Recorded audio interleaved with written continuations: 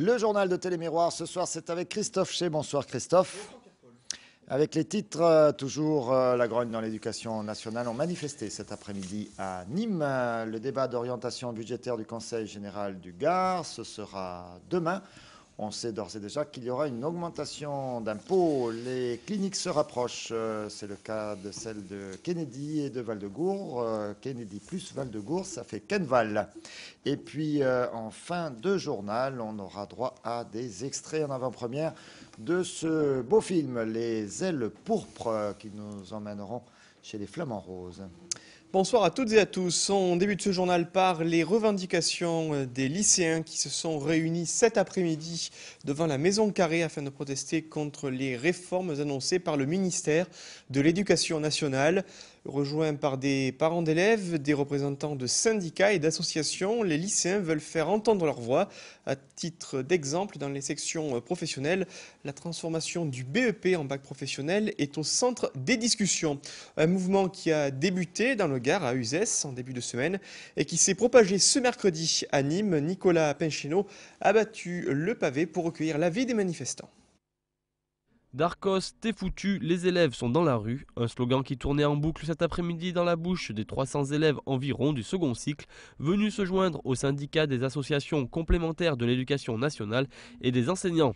Les nombreuses réformes lancées par le ministre de l'Éducation nationale auront poussé les syndicats dans la rue. Le gouvernement ne nous entend pas. Il met en place de multiples réformes qui aboutissent à une casse complète de l'école, baisse de qualité, baisse de moyens et sous couvert d'ailleurs de grandes déclarations médiatiques d'aide aux élèves en difficulté, mais qui en fait dans la réalité c'est une catastrophe.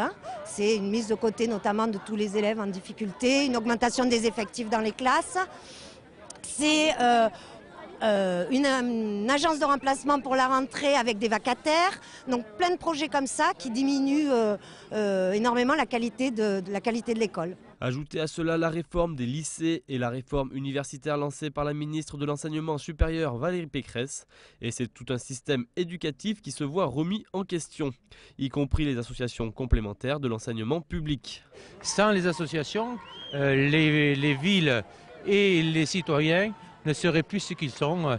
On a besoin dans une démocratie de la vie associative et en ce moment notre ministre de l'Éducation nationale, M. Darcos, est en train de nous supprimer toutes les dotations nécessaires pour le bon fonctionnement de la vie associative. Ils étaient donc en ce mercredi après-midi environ 600 manifestants avec plusieurs revendications. Le cortège est ensuite un peu dispersé, certains sont restés devant la Maison Carrée, d'autres sont partis en direction de la préfecture. Et puis à noter que des mouvements de protestation ont dégénéré ce matin à Nîmes devant le lycée Hemingway ex-Camargue. 10 jeunes s'en sont pris à un automobiliste qui se rendait à son travail, occasionnant des dégradations importantes sur son véhicule. Le conducteur a porté plainte. D'autres automobilistes auraient fait l'objet de violences au feu rouge qui se situe sur le boulevard Jean Jaurès au niveau du lycée Hemingway. Dans le reste du pays, des affrontements entre des jeunes et des forces de l'ordre ont éclaté ce soir à Brest en marge d'une manifestation lycéenne contre la réforme de l'éducation nationale. Des débordements ont également été signalés à Nantes à l'occasion de ces manifestations, Pierre-Paul. Et les choses devraient rentrer dans l'ordre. Par contre, du côté de l'école élémentaire de Courbessac, vous vous rappelez de cette intoxication hier avec l'école évacuée, un petit peu moins de 200 élèves évacués. L'école va rouvrir demain. Toutes les précautions, toutes les dispositions ont été prises. Simple précaution, l'eau sera coupée. Donc voilà l'école de Courbessac qui rouvre demain, Christophe. Le Conseil général du Gard au cœur du débat d'orientation budgétaire pour l'année à venir. Le président Damien Alary qui réclame à l'État plusieurs millions d'euros, notamment concernant son engagement sur la question du transfert de compétences pour le RMI ou encore sur ses engagements contractuels. Dans une conjoncture défavorable, c'est un budget de rigueur qui se prépare à l'hôtel du département, même si les grands travaux seront maintenus au même titre que l'investissement. C'est notamment sur ces sujets que Damien Alary affirme et justifie une hausse de la fiscalité en 2009 qu'il estime plus proche des 3% afin que l'augmentation du taux d'imposition demeure inférieure à l'inflation. Les explications dans ce sujet signé Alain Bellon. Le président du Conseil général du Gard a présenté les grandes lignes budgétaires 2009. Un exercice élaboré sous la contrainte qui sera marqué par la rigueur. Je vote un budget un peu forcé et contraint avec les recettes que me doit l'État. C'est-à-dire que l'État me doit depuis 2004 306 millions et pour la seule année 2008 80 millions d'euros. Sur une partie de l'allocation du RMI, sur l'APA, les personnes âgées, donc le handicap, l'enfance. Bon, on a donc un budget qui va être forcé et contraint. Mais je navigue, pour employer un terme marin, on navigue avec vent contraire, mais je vais garder le cap. Ça veut dire que, en dehors de dire l'État, quand on a dit ça, vous savez, après, s'il ne me paie pas, il faut trouver des solutions. Donc j'ai fait un budget qui sera un bon budget. Et je dis heureusement qu'on a développé ces dernières années l'emploi dans ce département, ce qui nous fait quand même qu'on encaisse certaines recettes. Voilà. Et je vais faire un peu de fiscalité. Si les investissements sont maintenus, l'effort va porter sur les budgets de fonctionnement. Tous les grands travaux sont maintenus et le budget d'investissement sera égal à celui de l'année dernière. Donc là-dessus, je ne toucherai rien. Dans des services où j'ai demandé la communication, moins 6%. On a sur des budgets la coopération décentralisée que j'annule totalement, que je supprime. C'est-à-dire c'était l'art latin, c'était quelque chose qui était intéressant, mais il faut savoir par moment faire des priorités. Je suis responsable, je stabilise l'emploi aussi, c'est-à-dire qu'on remplacera au cas par cas dans le respect du métier de chacun. Mais il n'y aura pas des remplacements, tout le monde ne sera pas remplacé quand il y aura des départs. Le maintien de l'équilibre se fera pour le président du Conseil général du Gard par une hausse de la fiscalité. Il y a effectivement une fourchette prévisible entre 3 et 5%. Mais elle sera très sûrement plus près de 3 que de 5. Voilà. Mais j'y suis obligé. Je rappelle qu'on a 1%, ça fait 3 euros par foyer fiscal en moyenne. Donc vous voyez, ça va se situer entre 9 et 10 ou 12 euros par foyer fiscal en moyenne. Et je dis aussi que depuis maintenant 4 ans, 6 ans même, on a augmenté les impôts 4,7%. C'est déjà trop. Mais beaucoup d'autres départements sont à 10, 15, 11, 12, de droite comme de gauche. Donc on est un département qui a le moins augmenté ces dernières années. Malgré les difficultés pour boucler son budget, le Conseil général devra compter en 2009 avec des responsabilités supplémentaires. Le RSA, le revenu de solidarité active, la prévention et la protection de l'enfance et la tutelle des majeurs dépendants. Et demain, jeudi 11 décembre, sera débattue et votée au Conseil général la 3e décision modificative du budget lors d'une séance publique. Un débat d'orientation budgétaire qui, je vous le rappelle, dresse un état des lieux de la situation économique et sociale du département et qui ne laisse pas indifférents les conseillers généraux d'opposition. À ce titre, Jean Yannikopoulos, conseiller général de la Vistrinck, s'en prend dans un communiqué, je cite, au plan de communication du département, critiquant l'augmentation de la fiscalité et en soulignant que la pression fiscale du Conseil général du Gard est déjà 37% supérieure à la moyenne des départements français, selon Jean Yannikopoulos. Et une information qui arrive de la préfecture tout à l'heure, c'est la reconnaissance de l'état de catastrophe naturelle pour la commune de Langlade. Ça concerne, alors je vais essayer de retrouver la date, le problème de réhydratation des sols de janvier 2007 à mars 2007. Voilà pour Langlade. Il est rappelé aux personnes sinistrées qu'elles disposent d'un délai maximum de 10 jours à compter de la date de parution de ce texte au journal officiel pour faire leur déclaration auprès des compagnies d'assurance. Et en ce qui concerne l'accident pluvieux du 11 septembre 2008 dernier, ce sont les communes de Domazan, Lirac, Montfaucon, Rocomore, Saint-Géniès-de-Comelas, Saint-Laurent-des-Arbres et Tavel qui ont également été reconnus en état de catastrophe naturelle. Christophe. Kenval, comme le regroupement entre Kennedy et Val-de-Gour, deux cliniques bien implantées dans le paysage médical nîmois. Un rapprochement définitif est annoncé entre les deux cliniques d'ici 5 ans afin d'améliorer la qualité des soins tout en spécifiant les compétences des deux établissements. Alain Bonnet a rencontré aujourd'hui les acteurs liés à ce projet. Les cliniques Kennedy et Val-de-Gour ont décidé en août 2008 de fusionner. De ce mariage est né Kenval. Mais au fait, que penser de l'intérêt de cette union? Nous avons, nous, cette chance d'avoir deux établissements qui sont en bonne santé. Et si nous nous sommes réunis aujourd'hui, c'est uniquement pour avoir une force supplémentaire. Il est vrai que la réunion de nos deux établissements va nous permettre, en étant plus forts, de préparer un avenir plus intéressant, parce qu'il est sûr qu'aujourd'hui, les problèmes de la santé sont des problèmes difficiles. On a des exigences énormes par toutes les lois qui sortent. Et il est vrai que pour donner le maximum de qualité à nos soins, le maximum de sécurité à nos patients, le maximum d'accueil, il est bien certain que se réunir avec une autre clinique et d'avoir un groupe plus important nous permet de le faire dans de meilleures conditions. Un enjeu doux pour des compétences accrues et développées, pour un meilleur service et une complémentarité à tous les niveaux, que ce soit technique, administrative et médicale. L'enjeu, c'est de proposer aux patients une prise en charge globale venant à Kennedy pour la chirurgie, poursuivant ensuite à Val-de-Gour pour le traitement du cancer ou la rééducation. Le patient va y gagner en efficacité, en confort, avec une identification commune dans les deux structures, avec une prise en charge par des équipes qui se sont coordonnées, qui ont mis en commun des protocoles de soins et qui vont travailler dans le but de la meilleure efficience au moindre coût. Si pour l'instant les cliniques restent sur leur site, dans l'avenir elles risquent de se regrouper en un seul lieu pour plus de cohérence et de pratique. Pour l'instant, nous restons sur 2 sites. Il est clair que dans notre esprit, nous avons très envie de nous regrouper, mais il faut savoir que ce sera un projet à moyen terme, au moins 5 ans. C'est pas encore défini, mais les sites vont garder les activités existantes. Il n'y aura pas de délocalisation pour l'instant entre les 2 sites. Kentval, un projet ambitieux, cohérent, qui affiche une réelle volonté d'exister dans le bassin de santé nîmois, regroupant ainsi 2 cliniques fortes, ne serait-ce que par leurs compétences et leurs spécialités.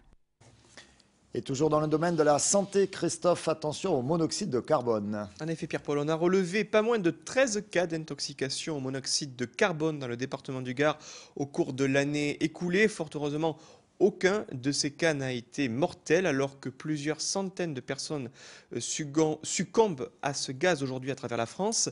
En effet, totalement inodore et incolore, le monoxyde de carbone est un gaz mortel qui nécessite en amont un renforcement de la prévention, notamment du fait de sa présence dans certains appareils de chauffage. Afin de prévenir tout risque, une campagne de sensibilisation a été lancée aujourd'hui, notamment pour renforcer le contrôle des appareils, en attendant une évolution de la réglementation à la matière.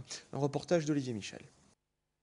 En France, depuis le 1er novembre dernier, 193 intoxications par émanation de monoxyde de carbone ont été recensées, dont 7 mortelles. Comme chaque année, à l'hiver venu, la campagne de sensibilisation menée par la DAS vise à informer le grand public sur les comportements à risque et leurs conséquences. Dans leur ligne de mire, les différents appareils de chauffage. Les conseils, c'est surtout surveiller ces appareils, c'est-à-dire ces appareils, les faire contrôler chaque année, vérifier l'appareil lui-même et vérifier l'évacuation des gaz de combustion et puis vérifier que les ventilations, les entrées d'air soient bien débouchées. Les premiers symptômes, quels sont-ils ? Alors les premiers symptômes des intoxications au monoxyde de carbone, alors soit c'est une intoxication qui est chronique et ça va être des nausées, une fatigue, un peu de confusion mentale. Et puis malheureusement quand c'est l'intoxication qui est l'intoxication aiguë, là il y a des pertes de connaissance et la mort au bout. Et afin que les normes de sécurité soient respectées, un nouveau décret met en place un dispositif de prévention, mais aussi de sanctions pénales concernant les propriétaires, les locataires, voire les constructeurs. Alors le 27 novembre 2008, effectivement, est paru un nouveau décret qui harmonise toutes les réglementations antérieures et qui obligera à partir du 1er janvier 2010 tous les équipements, même les équipements les plus anciens, à être aux normes. Également, il y a une obligation, une responsabilisation de l'occupant avec une interdiction formelle d'obturer et de boucher toutes les ventilations. Gaz inodore, incolore et mortel, le monoxyde de carbone intoxique chaque année en France 5000 personnes. 1000 d'entre elles sont hospitalisées et 100 en décèdent. Vous l'avez entendu, il y a de nombreuses intoxications en France au monoxyde de carbone, notamment du fait d'appareils de chauffage défectueux ou de mauvaise combustion. Il est donc nécessaire de vérifier ces systèmes de ventilation. Rappelons que seulement 10% de présence de monoxyde de carbone dans l'air peut s'avérer mortel. Il est donc recommandé, en plus des contrôles, d'aérer fréquemment les pièces de son habitation ou de se munir de détecteurs aujourd'hui disponibles dans les grandes surfaces. Les acteurs du sport sont nombreux à Nîmes et chaque année certains d'entre eux sont mis à l'honneur, qu'ils soient compétiteurs de haut niveau, sportifs évoluant dans le milieu associatif ou encore dirigeants. Plusieurs d'entre eux ont reçu hier soir une distinction de la part de la ville de Nîmes, une remise de récompense qui s'est faite en présence de nombreuses personnalités du sport nîmois et à laquelle a assisté Pierre-Paul Castelli. La soirée des sports de la ville de Nîmes s'était choisie cette année un parrain particulier en la personne d'André Casena-Vergès. Grand sportif lui-même, il a longtemps eu la charge du sport dans sa ville. Et malgré son aisance traditionnelle en tribune, l'ex-rugbyman, golfeur, athlète a bien eu du mal à dissimuler son émotion. Autour de l'ancien élu étaient donc honorés ce mardi soir 12 lauréats, sportifs en activité, entraîneurs ou présidents de club. C'est le rendez-vous attendu de fin d'année où la ville de Nîmes d'abord honore des acteurs du milieu sportif nîmois, qu'ils soient éducateurs, entraîneurs, joueurs, présidents, bénévoles, mais également c'est la fête de tous ceux qui œuvrent dans le sport en général sur Nîmes et de toutes les associations sportives. Donc c'est vrai que c'est le rendez-vous attendu de tous les présidents, de tous les passionnés du sport sur la ville de Nîmes. De l'espoir du tir Maxime Lossé-Moulin à Jean-Marie Ivard, entraîneur de karaté, en passant par les coachs Alain Porte et Manuel Aili, difficile donc de donner son préféré quand on est adjoint au sport. Je ne donnerai pas un lauréat favori parce que c'est le fruit, les lauréats qui ont été choisis, c'est le fruit d'abord d'une discussion collective avec tous les bons spectateurs, j'allais dire, et acteurs, qui soient les médias, vous en faisiez partie, écrits, presse écrite, orale, audio, et également tous ceux qui œuvrent autour. Et donc c'est vraiment un consensus qui est sorti sur les nominés, sur l'année, sur l'exercice sportif 2007-2008. Donc il n'y a pas de favoris. Je crois qu'on les aime tous, ceux qui sont nominés, pour tout ce qu'ils ont apporté dans cette année sportive. Et Christophe, rapidement, donc les lauréats de hier soir, Maxime Lossé-Moulin, on l'a vu à l'image, c'est ce jeune de la société nîmoise de tir arbalète. Il y avait également Jean-Marie Ivard, cet entraîneur de karaté, Alain Porte et Manuela Elie, les deux coachs des deux clubs de Ligue 1 de handball, l'équipe des plus de 35 ans du squash des arènes. Le club qui a été donc lauréat hier soir, c'est la SPC Nîmes, tennis de table, avec son président Lucien Carrier. Puis également les deux sportifs individuels espoirs, c'est Julie Goyorani et Jonas Savatier, le judoka. Il y a également le président des Centurions de Nîmes, Bruno Péladan. Le prix du jury est allé à Robert Malm, du Nîmes Olympique. Et puis le prix Sport Santé pour Michel Doza, le professeur du CHU. Et puis le prix Sport Éducation pour le lycée Alphonse Daudet à travers son proviseur, Madame Dutural-Giraudot. Enfin, le prix Sport Handicap et Solidarité pour Daniel Tressed de Nîmes Handisport que nous avions reçu il n'y a pas si longtemps sur le plateau de Tous à l'assaut avec Frédéric Siller. Le flamant rose fait partie des trésors de la Camargue, un oiseau fascinant qui recèle de nombreux secrets, notamment sur ses cycles de reproduction ou encore de déplacement. C'est en Afrique que les flamants roses ont été filmés dans le cadre d'un grand documentaire animalier distribué par les productions Disney et qui sera proposé le 17 décembre prochain dans les salles obscures. Avant de découvrir la vie des flamants roses en Tanzanie, plusieurs spécialistes de cet oiseau et des représentants de la production ont rencontré aujourd'hui le public dans un multiplex nîmois. Sami Moumeni faisait partie des présents. Après le succès mondial rencontré en 2005 par le film La Marche de l'Empereur sur le cycle de vie des pingouins, les studios Walt Disney et leur label Disney Nature ont réalisé un nouveau documentaire animalier intitulé Les ailes pourpres sur la reproduction des flamands en Afrique de l'Est. 3 cinéastes se sont rendus sur le lac Natron au nord de la Tanzanie pour filmer jour et nuit pendant 14 mois le cycle de vie spectaculaire de ces oiseaux. Les ailes pourpres, c'est un grand film qui nous amène à la découverte d'une région du monde complètement isolée et d'un cycle de vie de flamands, des flamands nains, et où pendant 14 mois ils ont été suivis et on va nous raconter toute leur vie, tout leur cycle, la manière dont ils se reproduisent, et de manière très mystérieuse on va essayer de comprendre et d'aller à l'écoute de ce million de flamands qui, pour des raisons un petit peu inconnues, viennent se reproduire sur ce lac Natron en Tanzanie. Il existe 6 espèces différentes de flamands dans le monde. Quelques pistes pour différencier les flamands nains présents dans le film et les flamands roses qu'on trouve en Camargue. La différence entre les deux espèces, c'est d'une part c'est la taille. Le flamand rose est bien plus grand que le flamand nain. Il y a quelques différences de couleur, surtout dans le bec. Donc le flamand nain a un bec qui est beaucoup plus foncé. Il a également un œil qui est plus foncé, qui est orange, alors que notre flamand rose de la région méditerranéenne a l'œil jaune. Ce serait vraiment exceptionnel, mais il n'est pas impossible qu'un ou deux des flamands roses qu'on voit dans le film aient passé une partie de leur vie en Camargue. On en retrouve en Mauritanie, on en retrouve jusqu'en Turquie. Et puis de Turquie, certains peuvent aller hiverner en Éthiopie et descendre alors dans la vallée du Rift jusqu'en Tanzanie. Vous pourrez voir ce spectacle unique et grandiose sur vos écrans de cinéma le mercredi 17 décembre.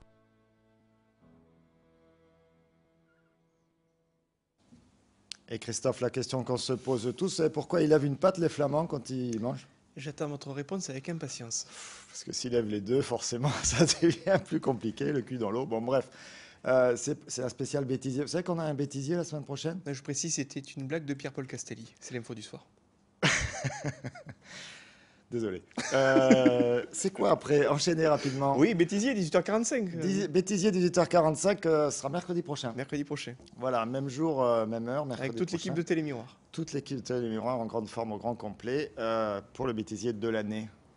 Ça va être chaud. Vous receviez un invité de haute volée cet après-midi pour l'enregistrement de Tendido Sud. De haute volée et sans transition avec les Flamands Roses. Un mot de taureau avec Juan Bautista. En Camargue, on reste dans nos terres taurines. Exactement. Un mot de taureau avec Juan Bautista qui était cet après-midi dans les studios de Télémiroir. Dans le studio, vous le voyez à l'écran arrivé, aux côtés de Gilles Raoux, pour participer à l'enregistrement en public de l'émission Tendido Sud que vous pourrez regarder ce soir à partir de 21h sur notre chaîne. C'est l'arrivée donc de Juan Bautista à Télémiroir, dans le hall d'accueil, le torero arlésien, qui fera le point bien sûr sa saison 2008, une temporade à 2 vitesses sur laquelle nous reviendrons ce soir en images. À quelques minutes du plateau, Olivier Michel a posé quelques questions à Jean-Baptiste Jalabert en cette période d'intersaison et de préparation. Je vous propose de l'écouter. Jean-Baptiste, c'est quoi la vie d'un torero dans l'entre-saison? C'est aussi de l'entraînement, de la préparation, parce que même si les premiers mois, octobre, novembre, c'est plutôt assez calme, mais là j'ai repris les tentaderos et donc les entraînements, tout ça pour préparer la saison 2009. Vous allez également à la rencontre des aficionados?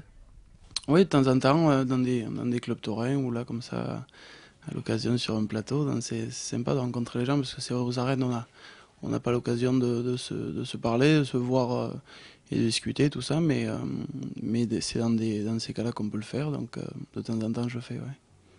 Comment se présente la saison 2009? C'est encore un peu tôt, je crois, ça n'a pas trop commencé encore les fériés à se boucler, mais je pense que la fin de saison 2008 a été bonne et il est resté une bonne ambiance, tout ça, donc j'espère que la saison 2009 pourra continuer sur la lignée surtout de la seconde partie de la saison. Oui. Quel regard portez-vous justement sur cette feria des vendanges, sur cette corrida du dimanche matin? Ça reste un grand souvenir, hein. J'ai pris beaucoup de plaisir ce jour-là avec mon second taureau et ça restera une des corridas importantes de ma carrière. Et Christophe, j'imagine que vous revenez avec Juan Bautista sur cette corrida que Olivier vient d'évoquer. Oui, en effet, des retours en images très complets sur cette fameuse faena de rabo où Jean-Baptiste a coupé les 2 oreillers et la queue de ce taureau de José Vázquez. C'était en septembre dernier dans les arènes de Nîmes. Retour en images également sur plusieurs aspects importants de cette temporade avec ses meilleures images d'Arles, de Nîmes, Pentecôte, Pâques, Feria du Riz et une évocation des grandes dates de l'été taurin de Juan Bautista. Voilà, une émission enregistrée tout à l'heure en public avec notamment des membres du fan club sur Facebook. Vous pouvez rejoindre ce club sur Facebook, des amis de Tendido Sud. Voilà, c'est possible. Vous aussi, vous avez le droit de le faire. Et puis comme ça, vous viendrez assister à une émission, un enregistrement de l'émission Tendido Sud, une prochaine. Prochain enregistrement public ce vendredi 12 décembre à partir de 15h, accueil du public. Vous pouvez réserver vos places au 0466 75 28 2 fois, 0466 75 28 2 fois ou laisser un email à tendidosud@telemirror.com. Et puis pour être très complet sur cette émission, on recevra Julien Miletto qui fera son retour en 2009 dans les pistes. Sachez également concernant la soirée tauromachique de ce mercredi après Tendido Sud ce soir à 22h, vous pourrez retrouver Juan Bautista dans le cadre d'une corrida goyesque. C'était celle de l'édition 2007 où bien l'académicien Lucien Clergue, Pierre-Paul, avait décoré les arènes d'Arles dans le cadre d'une corrida qui avait marqué les esprits. Vous avez donné le programme de la soirée pour 21h. Et la suite, il me reste juste donc à vous donner ce qui se passe juste après ce journal, suivre de l'étoile, comme chaque mercredi. Marlène Laroche nous propose les sorties de la semaine. Alors elle m'écrit ça n'importe comment. Donc le jour où la Terre s'arrête avec Keanu Reeves, un interview de Keanu Reeves et de Jennifer Connelly, ça c'est pas mal ça, hein. Un interview de Jennifer Connelly, je vais rester devant la télé. Et puis donc, Secret Défense, c'est un film d'espionnage français avec Gérard Lanvin et Vanina Giocante. Décidément, on va aussi rester